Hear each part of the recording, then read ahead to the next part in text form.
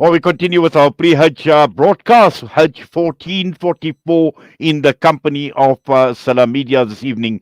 And we're going straight across now to join by producer at Haramain Sharifain. We're talking with Mohammed Jibran Khan. Mohammed Jibran, Assalamu alaikum wa rahmatullahi wa barakatuh. Walaikum assalam wa rahmatullahi wa barakatuh. Yes, Jazakallah khairan so much for your time, Mohammed Jibran. And clearly, this is the eve of Hajj, a great moment, a big moment. And I'm sure in the past, there have been many an occasion where you have witnessed this evening. And it's an evening where the Hujjaj are filled with excitement. They are apprehensive. Some of them are actually nervous. And early on, we've seen visuals of Makkah and the Mataf area full, all people coming in at the 11th hour, last minute, performing their Umrah before they head out to Mina tomorrow. Yes, absolutely. Saudi Arabia is completely buzzing at the moment. Every government outlet is at their full capacity. They are ready to welcome the Hajj period, which is going to begin anytime. It has already begun. I mean, at Maghrib, we are into the Hajj day one now. The pilgrims are performing Tawaf al Qudum, their arrival tawaf. They will start departing to Mina shortly after midnight. Majority of the Hujjaj will start to depart to Mina after the white Fajr, as we call it in Makkah, because everyone would be in their ihram during the Fajr prayers today. So everyone is ready and buzzing, and it's truly a serene atmosphere right now in the holy city of Makkah. Yes, and also looking at this is now the Hajj post the COVID era. And a lot has changed from a technological perspective as well. And while things were quiet in the last 2 3 years during the COVID era, I'm sure the authorities, from a logistical point of view, from a preparation point of view, they must have done a lot. And this is the reason why we are seeing so much difference in terms of technology being used, and just a very Hajj, a different Hajj experience, I would say, for the Hujjaj this time around. Absolutely, because Saudi Arabia has suddenly taken a leap towards technological advancement. Especially, they have put it into Hajj so much right now. Because if you went to Hajj before 2020, which was the COVID-19 period, you had to go through a lot of paperwork and stuff. But now you are having apps. You are having when you're talking, how did you book your Hajj? You just people just say we just went onto this website called Nusuk, or someone says that we just went to a travel agent and they just gave a paper and that's it, and you just went to Hajj. And Saudi Arabia also introduced in recent years the Makkah route, which is immigration was done in the home country of the pilgrims. They hold passport, immigration, and their luggages are now going straight to the hotels. So much has become so much easier. So absolutely, in terms of numbers as well, as in before 2020, the expansion of the two holy mosques was taking place. So the numbers had gone drastically down. We were like below 2 million. But official numbers, I was just reading, we just got a number right now, and the current total stands to 2.1 million right now. So we are expecting a huge surge today as well. So well over 2.5 million pilgrims would be in Makkah by Fajr, inshallah, tomorrow. Yes, and just looking at the your understanding, and I'm sure you've seen a lot, even from apart from the technology. Just looking at other improvements over a period of time, the transport network, just logistics, because looking at the spectacle of Hajj, moving 2.5 million people from one place to the other, tomorrow, from either Makkah or Azizia to Mina, from Mina to Arafah, from Arafah to Muzdalifah. And this is by no means an easy task. And just your understanding in terms of the coordination of this entire Hajj operation. Yes, so the Ministry of Interior, along with the Ministry of Hajj, takes the coordination of transporting the Hujjaj from Makkah to Mina very seriously. And what they do is they hire thousands and thousands of volunteers. So different groups in Makkah which have brought pilgrims, and they get a schedule that you have to depart. You have to take your group and depart at this such and such time, and they do not tolerate delays at all. So if you somehow miss your bus or something, or you miss your transportation, you have to wait. You have to wait until a certain amount of time, because they cannot afford uh, some mishap start to go on, because we have seen in the past, as recently in 2015, when certain coordination breaks down between what happens, such as stampedes and stuff.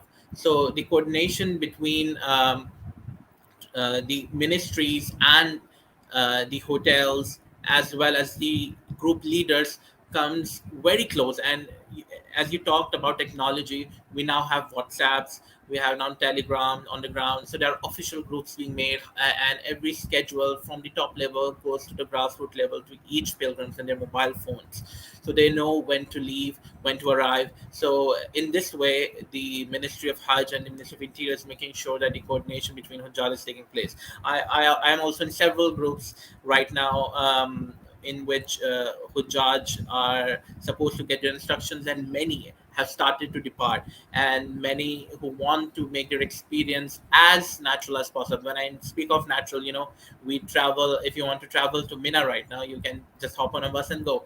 But when I say natural, people want to take the prophetic experience, which was traveling on foot. So many people have started to go on their foot. They know their tent number in Mina. They have started to go on foot. They have got the green signal from the authorities, and their leaders said, yeah, they can go right now. So they started to go, so that right now, so that when the main groups start to depart after midnight, they don't get caught up into it. So the coordination level is very accurate and high right now. Well, one thing I must say, I must admit, in 2009, I had the opportunity of going on the eve of Hajj to Mina, and I read the Maghrib and the Isha Salah in Mina, and I just had a general look and an overview of what Mina would look like without those millions of people the next day. And I must say, it's an exceptional sight, actually. And what amazed me was that preparation to welcome the Hujjaj into Mina the next day. And also, when one looks at just the general level of preparation, but also I could see vehicles fumigating the entire area, going around, just preparing and welcoming the Hujjaj, because it's two different places. An empty Mina and a full Mina, it's chalk and cheese. Absolutely.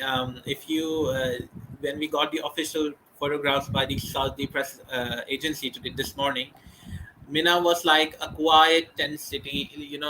If you sit on a hill nearby, it would be the most peaceful sunrise you can see, and 24 hours later, it would be a very different uh, kind of buzzing, and you could hear the chants of talbiyah and prayers. You would see Hujjaj on footpaths, and your experience, as you say, is something very different about it when you see a day before and after. And I'm sure you can relive that moment when you speak of it. Well, definitely. In fact, I'm actually reliving it tonight and how my heart actually yearns to be there tonight once again. But, Allah subhanahu wa ta'ala knows best as to the reason why we are not there. And, it's only a calling from Allah subhanahu wa ta'ala.